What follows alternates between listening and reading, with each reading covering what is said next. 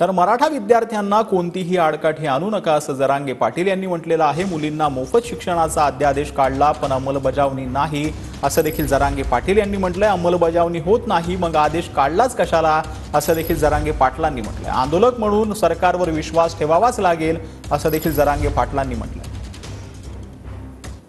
सांगा 1 महिन्याची मुदत दिली होती, आता फक्त 10 दिवस बाकी आहेत आणि माहिती अशी कळते की 1 महिना त्यांना पुरणार नाही, कदाचित 2 महिने लागू शकतात।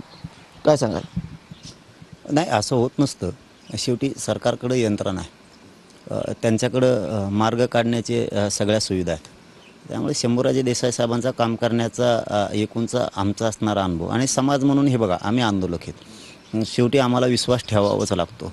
धोका होईल नाही होईल हा भाग वेगळा आहे, आपल्याला दिलेला शब्द ते पाळतील की नाही पाळतील हाही भाग वेगळा। परंतु एक आंदोलक या नात्यानं एवढ्या मोठ्या समाजाची जबाबदारी जर आपल्या खांद्यावरती आपण मुलगा म्हणून पेलतोय तर विश्वास तर ठेवावा लागणार आहे। सरकारने असं तर डाव टाकला नाही ना की या वर्षात पुरतं मराठ्यांच्या पोराचा पुरं वाटोळं झालं पाहिजे। माझं प्रामाणिकपणानं TV9च्या माध्यमातून मुख्यमंत्री साहेबाला विनंती की ही अशी काही आडकाठी पोरांना आणू नका, विद्यार्थ्यांना। त्यांनी दुसरं एक काम असं केलं की आपण त्यांना JR काढायचा सांगितला होता की मुलींना मोफत शिक्षण, त्याची अंमलबजावणीच नाही आहे। तुम्ही का करताय मग असं? कशासाठी अध्यादेश काढला तो तुम्ही? हे बघा काय होतंय, सरकार काय म्हणतंय की इतकं देऊनही समाज नाराज का? तर त्याचे कारण आहेत। मुख्यमंत्री साहेबांनी, शिंदे साहेबांनी फडणवीस साहेबाला सांगतो की तुम्ही देताय